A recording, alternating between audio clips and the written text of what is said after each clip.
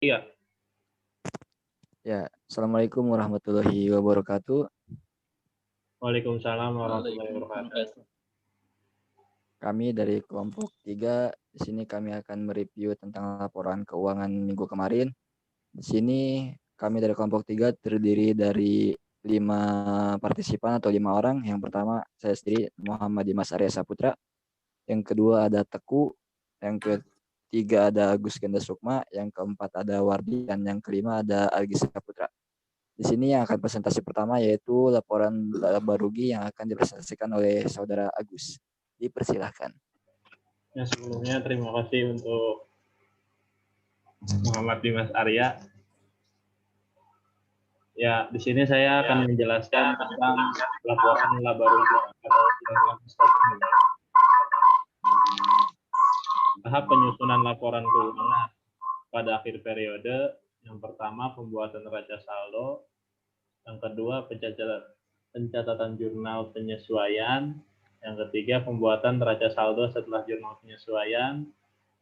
Yang keempat, perhitungan laba rugi dan pembuatan laporan, pencatatan jurnal penutup, dan terakhir pembuatan laporan perubahan modal neraca dan laporan arus kas. Dan ada juga pencatatan jurnal pembalik. Mengapa? Dan kita di sini akan fokus pada laba ruginya saja. Mengapa perlu perhitungan laba dan rugi? Perusahaan dan pihak luar perlu mengetahui dan mengevaluasi hasil usaha. Lalu ukuran hasil usaha yaitu laba dan rugi. Yang ketiga, laba atau rugi sebagai alat prediksi kemampuan perusahaan di masa datang. Kegunaan laporan laba dan rugi yang pertama adalah mengevaluasi kinerja masa lalu perusahaan. Yang kedua, memberikan dasar untuk memprediksi kinerja masa depan. Yang ketiga, membantu menilai resiko atau ketidakpastian pencapaian arus kas masa depan. Kondisi laba rugi. Laba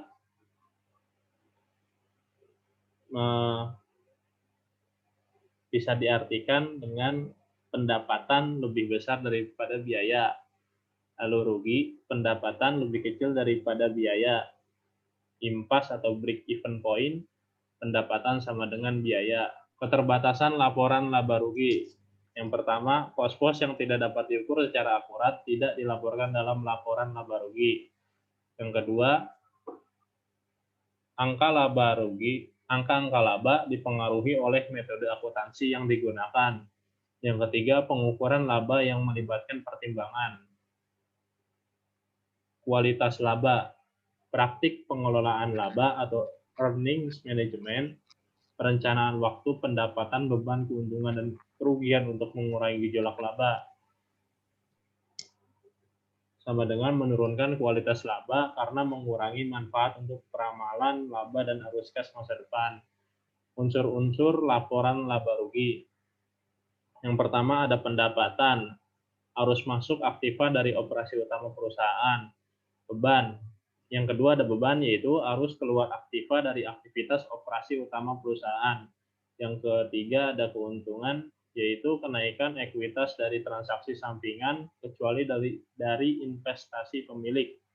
Yang keempat kerugian, penurunan ekuitas dari transaksi sampingan kecuali dari distribusi kepada pemilik. Jenis laba rugi. Jenis laba rugi itu ada 3. Yang pertama laba rugi operasional, yaitu selisih antara pendapatan operasional dan biaya operasional. Yang kedua ada laba rugi non-operasional atau laba rugi lain-lain, yaitu selisih antara pendapatan non-operasional dan biaya non-operasional. Yang ketiga, laba rugi bersih atau selisih keseluruhan antara pendapatan dan biaya. Lalu ada jenis-jenis bentuk laporan laba rugi. Jenis laporan laba rugi yang pertama laba rugi bentuk langsung dan yang kedua laba rugi bertahap. Komponen intermediate dari laporan laba rugi. Bagian laba rugi bertahap, yang pertama ada bagian operasi, meliputi bagian penjualan atau pendapatan, bagian harga pokok penjualan, beban penjualan, beban administrasi dan umum. Yang kedua, ada bagian non-operasi, yaitu pendapatan dan keuntungan lain, dan beban dan kerugian lain. Yang ketiga, ada pajak penghasilan. Yang keempat, pos-pos tidak biasa. Yang kelima, laba per saham. Pos-pos tidak biasa itu terdiri dari satu, operasi yang dihentikan, kedua, pos-pos luar biasa, yang ketiga, keuntungan atau kerugian tidak biasa, yang keempat, perubahan prinsip akuntansi, yang kelima, perubahan estimasi, yang keenam, koreksi kesalahan. Pelepasan aktiva yang tidak memenuhi kualifikasi. Yang pertama, pelepasan sebagian lini bisnis, pemindahan aktivitas produksi atau pemasaran untuk lini bisnis tertentu dari satu lokasi ke lokasi lainnya.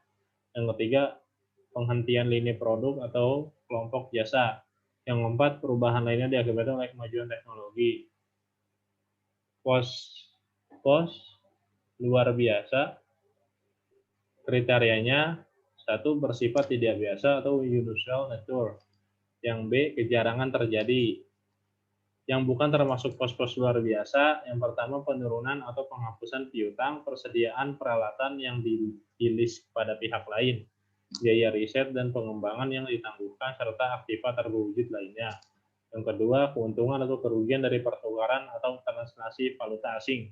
Yang ketiga, keuntungan atau kerugian atas pelepasan segmen bisnis. Yang keempat, keuntungan atau kerugian lain dari penjualan atau pembebasan properti, pabrik atau peralatan yang dipakai dalam operasi. Yang kelima, pengaruh pemogokan. Yang keenam, penyesuaian akrual atas kontrak jangka panjang. Ilustrasi pos-pos luar biasa dalam laba rugi. Laba sebelum pos luar biasa 11.638 dolar. Pos luar biasa dikurangi pajak penghasilan, dikurangi kerugian banjir 1.216.000 dolar dan hasilnya 10.422 dolar. Keuntungan dan kerugian tidak biasa. Keuntungan dan kerugian tidak biasa adalah pengaruh penggunaan prinsip akuntansi baru terhadap laba bersih harus dimaklum sebagai pos terpisah sesudah pos-pos luar biasa dalam laporan laba rugi. Yang keempat, perubahan estimasi. Perubahan estimasi tidak dipandang sebagai kesalahan penyesuaian periode sebelum. Sekian dari saya, kurang lebihnya mohon maaf. Assalamualaikum warahmatullahi wabarakatuh. Assalamualaikum warahmatullahi wabarakatuh. Ya, terima kasih kepada Saudara Agus yang telah menjabarkan tentang materi laporan laba ruginya atau loss and income statement. Nanti akan kita rangkum kesimpulannya di akhir pertemuan. Lanjut, yang kedua itu tentang laporan perubahan modal atau statement of owner's equity yang akan disampaikan oleh Saudara Teguh. Kepada Saudara Teguh, dipersilakan. Saya akan menjelaskan pengertian dan contoh laporan perubahan modal secara lengkap. Pengertian laporan perubahan modal dalam banyak situasi bisnis menyiapkan laporan keuangan ini, yang biasa disebut laporan perubahan modal selain 3 laporan keuangan utama, ada laporan laba rugi, neraca, dan laporan arus kas. Laporan perubahan modal atau ekuitas secara sederhana diartikan sebagai laporan keuangan yang harus dibuat oleh perusahaan yang menggambarkan peningkatan atau penurunan aktiva bersih dan atau kekayaan selama periode yang bersangkutan berdasarkan prinsip pengukuran tertentu yang dianut. Akan menemukan laporan perubahan modal di hampir semua perusahaan publik karena sebagian besar tersebut memiliki struktur kepemilikan yang relatif kompleks pada setiap perubahan dalam akun ekuitas mereka selama tahun tersebut. Modal pemilik terdiri dari 2 sumber yang berbeda secara fundamental. Yang pertama, ada modal diinvestasikan dalam bisnis oleh pemilik. Yang kedua, ada laba diperoleh dan dipertahankan oleh bisnis. Terus, pergerakan modal pemegang saham selama periode akuntansi terdiri dari unsur-unsur berikut. Yang pertama, ada laba atau rugi bersih selama periode akuntansi yang dapat diatribusikan kepada pemegang saham. Yang kedua, ada menambah atau mengurangi cadangan modal. Yang ketiga, ada pembayaran dividen kepada pemegang saham. Yang keempat, ada keuntungan dan kerugian diakui langsung dalam ekuitas. Yang kelima, ada pengaruh perubahan kebijakan akuntansi, dan yang terakhir ada efek koreksi kesalahan periode sebelumnya. Ada beberapa contoh. Laporan perubahan modal. Bisa lihat sendiri di sini. Membuat laporan perubahan modal. Saya langsung ke komponen pada laporan perubahan modal.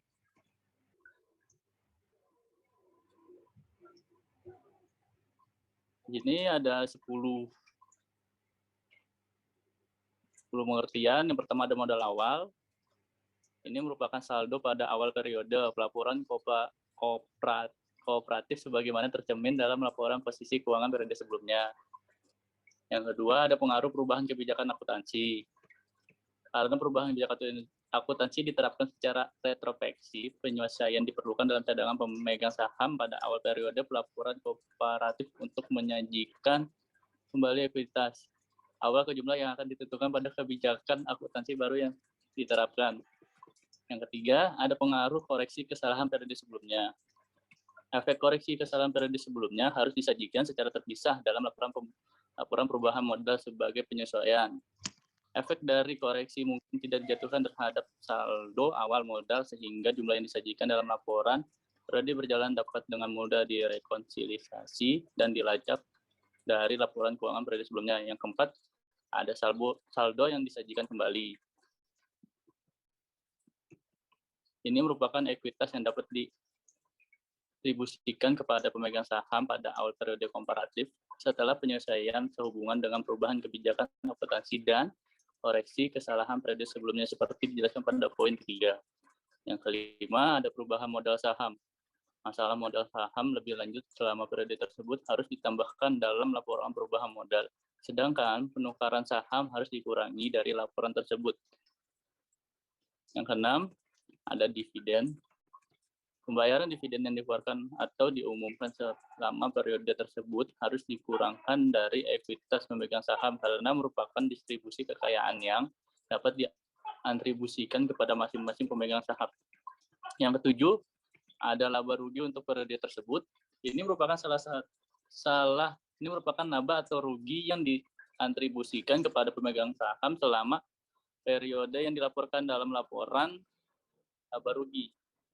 Yang ke-8 ada perubahan dalam cadangan revaluasi. Ini adalah keuntungan dan kerugian revaluasi yang diakui selama periode tersebut harus disajikan dalam laporan perubahan modal sejauh hal tersebut diakui di luar laporan laba rugi. Yang 9 ada keuntungan dan kerugian lainnya. Keuntungan dan kerugian lainnya yang tidak diakui dalam laporan laba rugi dapat disajikan dalam laporan perubahan modal, seperti keuntungan dan kerugian aktuarial yang timbul dari penerapan pajak, biaya masuk, nilai tukar, dan lain-lain. Yang terakhir ada saldo akhir. Ini merupakan saldo cadangan ekuitas pemegang saham pada akhir periode pelaporan sebagaimana tercermin dari laporan posisi keuangan. Terima kasih kepada saudara Teguh yang telah menyampaikan materinya yaitu tentang perubahan modal. Lanjut yang ketiga tentang neraca atau balance sheet yang akan dijelaskan oleh saudara Algi, kepadanya dipersilahkan. Terima kasih untuk saudara Dimas untuk mempersilahkan saya memberi informasi tentang neraca. Sedikit saja di sini saya ingin menginformasikan tentang neraca. Pengertian neraca yaitu laporan posisi keuangan atau balance sheet atau yang biasa dikenal sebagai neraca. Adalah suatu bagian dari laporan keuangan suatu perusahaan atau entitas bisnis yang dihasilkan dalam suatu periode akuntansi di mana menunjukkan posisi atas keuangan perusahaan tersebut pada akhir periode akuntansi tersebut yang bisa menjadi dasar dalam menghasilkan keputusan bisnis. Adapun struktur neraca yaitu posisi neraca keuangan terdiri atas dua posisi yaitu aktiva, aset, dan pasiva. Dua pos tersebut terdiri atas tiga unsur yang terdiri atas aset, aktiva, dan pada pos pasiva terdiri atas kewajiban atau hutang, liabilitas, dan ekuitas atau modal, equity. Ketiganya dihubungkan dengan prinsip persamaan dasar akuntansi tersebut, yaitu aktiva sama dengan utang ditambah modal. Adapun manfaat neraca. Manfaat neraca yaitu menyediakan basis data finansial untuk menghitung tingkat pengembalian perusahaan.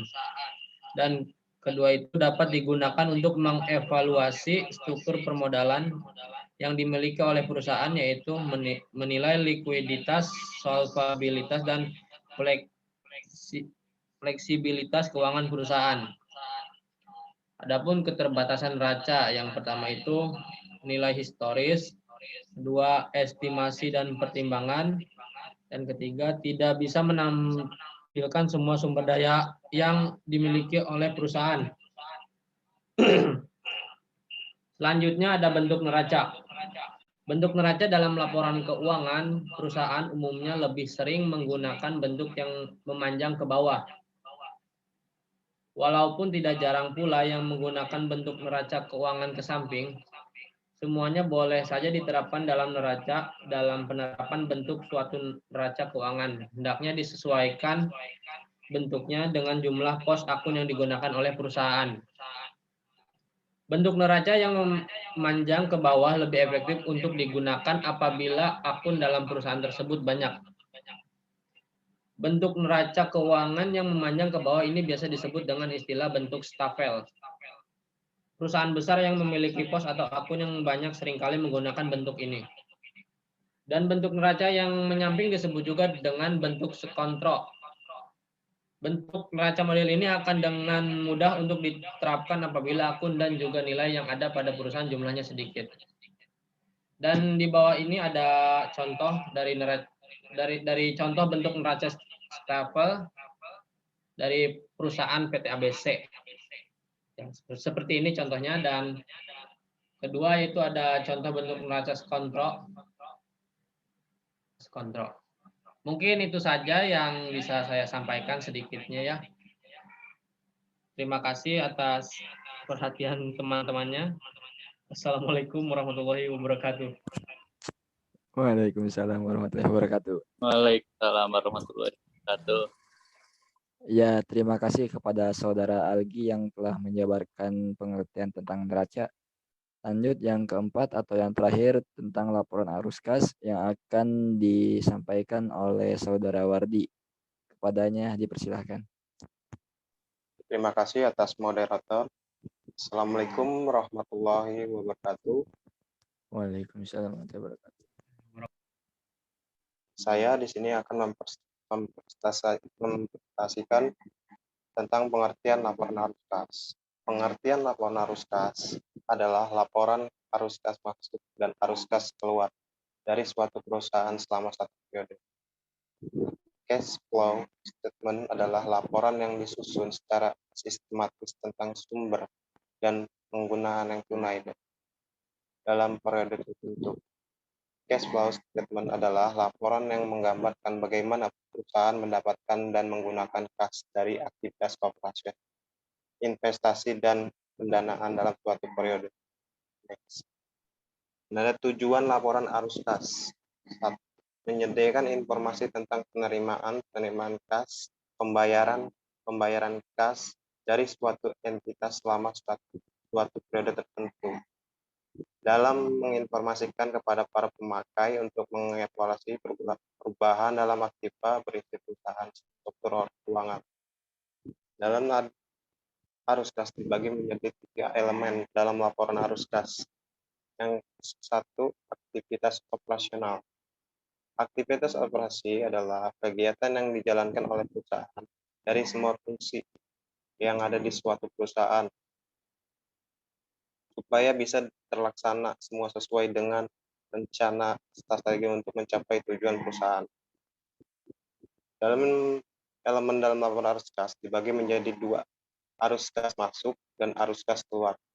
Arus kas masuk, pendapatan dasar tunai, pendapatan lain-lain, dan penjualan barang tunai, penerimaan pelunasan piutang dari pelanggan, retur pembelian tunai. Sedangkan arus kas keluar, beban usaha, beban administrasi, beban lain-lain, pembayaran pajak, pembelian barang dagang tunai, pembelian perlengkapan tunai, retur penjualan tunai, pelunasan uang kepada pelanggan supplier. Yang kedua, dalam laporan arus kas aktivitas investasi. Aktivitas investasi adalah semua aktivitas peroleh dan pelepasan akibat jangka panjang dan investasi lain yang tidak termasuk ke dalam kelompok sementara kas. Arus kas masuk dan arus kas keluar. Arus kas masuk penjualan aset tetap berwujud maupun tidak berwujud dan aset jangka panjang lainnya secara tunai. Dan arus kas keluar pembelanjaan aset tetap berwujud maupun tidak berwujud dan aset jangka panjang lainnya secara tunai. Next. Yang ketiga, elemen dalam laporan arus kas adalah aktivitas perdanaan. Aktivitas pendanaan adalah suatu cara yang dilakukan oleh suatu perusahaan dengan tujuan untuk mendapatkan dana untuk memenuhi berbagai kebutuhan perusahaan. Dengan arus kas masuk, setoran modal pemilik, untung bank, penertiban saham dan opsi. Dan arus kas keluar privat, pelunasan utang pada bank, pembayaran kepada pemegang saham. Next. Dan terakhir adalah manfaat arus kas.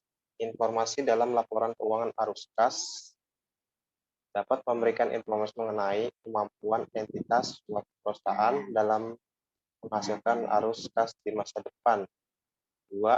Dari informasi laporan keuangan arus kas dapat dilihat seberapa besar kemampuan perusahaan dalam membayar independen dan mengetahui kewajibannya. Dan ketiga, dengan adanya data mengenai dana masuk dan keluar atau kas masuk dan kas keluar, maka laba bersih dapat diketahui sehingga keberhasilan suatu perusahaan dapat diukur dengan jelas. Terima kasih presentasi yang saya lakukan. Mohon maaf bila ada kata yang salah. Assalamualaikum warahmatullahi wabarakatuh. Waalaikumsalam warahmatullahi wabarakatuh. Ya, terima kasih kepada Saudara Wardi yang telah menyampaikan materinya tentang laporan arus kas. Ya, mungkin telah dijabarkan semuanya oleh rekan-rekan saya atau oleh kami semua. Lanjut kita review lapornya, yaitu kesimpulan. Yang pertama tentang laporan laba rugi atau loss and income statement. Laporan laba rugi adalah laporan yang menyajikan kegiatan operasi yang dilakukan perusahaan untuk periode tertentu, yang biasa dijadikan sebagai indikator tingkat probabilitas. Ini antara lain adalah margin kotor, laba operasi, laba sebelum pajak, dan laba yang dari operasi yang berlanjut. Sementara manfaat laporan laba rugi yaitu untuk mengevaluasi kinerja perusahaan di masa lalu sebagai basis untuk memprediksi kinerja perusahaan di masa yang akan datang, serta untuk menilai resiko pencapaian arus kas di masa yang akan datang. Yang kedua yaitu tentang perubahan modal atau statement of owner equity yang disampaikan oleh Saudara Teguh.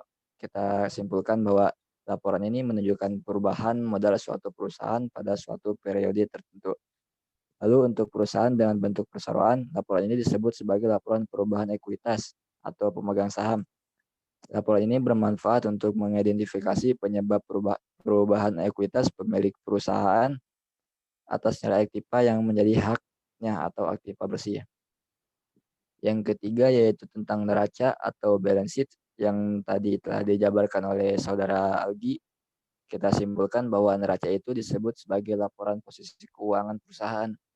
Daripada itu, neraca juga memberikan informasi tentang sifat dan jumlah investasi yang dilakukan oleh perusahaan atau aktiva, sumber pendanaan yang akan datang dari kreditor atau kewajiban, dan sumber pendanaan yang datang dari pemilik perusahaan atau ekuitas pemilik. Yang terakhir yaitu laporan arus kas yang telah disampaikan oleh Saudara Wardi. Kita simpulkan sedikit, yaitu laporan arus kas adalah laporan pengelompokan penerimaan dan pengeluaran kas berdasarkan aktivitas yang dilakukan oleh perusahaan. Laporan arus kas ini terdiri dari arus kas dari aktivitas operasi, arus kas dari aktivitas investasi, dan arus kas dari aktivitas pendanaan.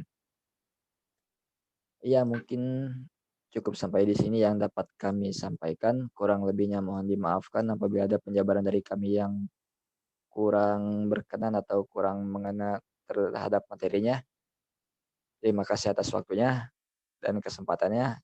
Wabillahi taufiq wal hidayah. Assalamualaikum warahmatullahi wabarakatuh.